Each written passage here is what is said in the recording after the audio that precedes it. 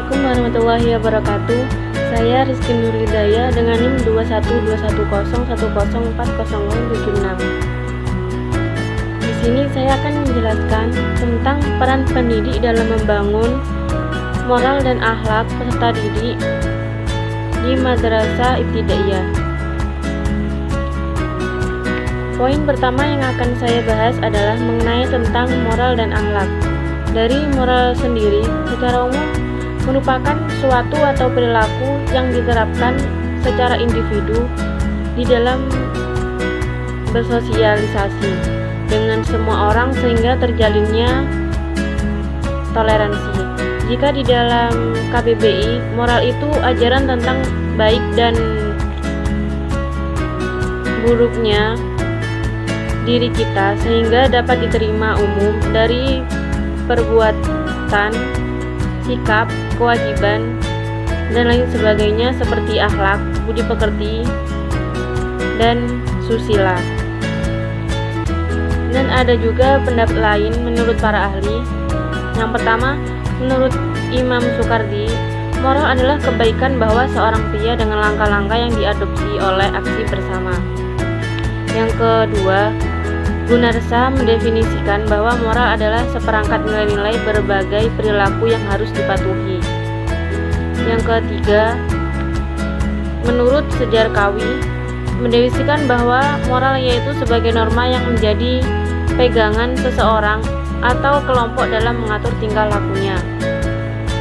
Yang terakhir, menurut Hasan, menyatakan bahwa moral adalah kapasitas seorang dalam memberikan perbedaan yang benar dan salah, kemudian bertindak atas perbedaan-perbedaan tersebut dan mendapatkan penghargaan diri ketika melakukan hal yang benar dan memiliki rasa bersalah atau malu ketika melanggar standar yang berlaku. Moral sendiri memiliki beberapa jenis, yaitu yang pertama moral ketuhanan. Moral ketuhanan yaitu segala sesuatu yang berhubungan dengan tingkat religius atau keagamaan seseorang yang berdasarkan pada ajaran agama tertentu dan pengaruh yang ada pada diri seseorang. Yang kedua, moral ideologi dan filsafat. Moral ideologi dan filsafat merupakan semua hal yang berhubungan dengan loyalitas pada cita-cita bangsa dan negara serta semangat kebangsaan yang dimiliki. Yang ketiga, moral etika dan kesusilaan. Moral etika dan kesusilaan adalah segala hal yang berkaitan dengan kesusilaan dan etika yang dijunjung oleh bangsa, masyarakat, serta negara baik secara tradisi maupun budaya. Yang terakhir, moral disiplin dan hukum. Moral disiplin dan hukum adalah segala hal yang berkaitan dengan kode etik serta profesionalitas dan hukum yang berlaku di tengah masyarakat atau negara.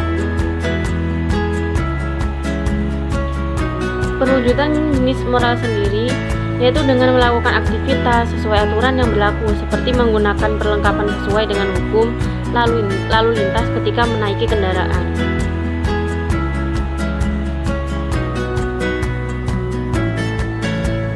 Dan akhlak sendiri yaitu sering disamakan dengan moral ataupun etika. Dan secara bahasa sendiri akhlak memiliki makna budi pekerti, tabiat, dan watak. Jika di dalam bahasa Arab, akhlak itu bentuk jamak.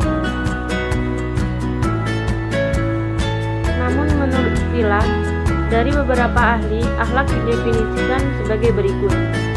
Yang pertama, Ibnu Maskawai mengemukakan bahwa akhlak sebagai perilaku jiwa seorang yang mendorong untuk kegiatan-kegiatan tanpa melalui pertimbangan.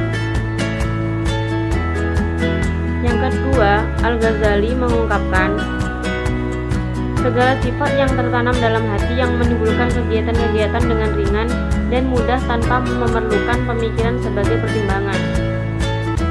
Dan menurut Ahmad bin Mustafa atau Tasi Kubrozadah mendefinisikan bahwa akhlak sebagai ilmu yang dapat melahirkan jenis-jenis keutamaan-keutamaan tersebut yang akan terwujud dengan adanya 3 kekuatan, yaitu kekuatan berpikir, amarah, dan syahwat. Kekuatan tersebut mempunyai posisi pertengahan di antara dua keburukan, yaitu hikmah, keberanian, dan ifah. Dan menurut Muhammad bin Ali Faruqi al-Tahanawi mengungkapkan bahwa akhlak merupakan keseluruhan suatu kebiasaan, sifat alami, agama, serta harga diri. Dan menurut Quraisy Shihab, akhlak Islami adalah akhlak yang menggunakan tolak ukur ketentuan Allah. Dari definisi di atas, terdapat kesamaan dalam hal bahwa akhlak berpangkal pada hati, jiwa, ataupun kehendak, lalu diwujudkan dalam perbuatan sebagai kebiasaan, bukan perbuatan yang dibuat-buat, tetapi sewajarnya. Dan bahwa akhlak juga merupakan sebuah wujud iman, Islam, dan ihsan sebagai pantulan sifat dan jiwa seseorang secara spontan dan terpola.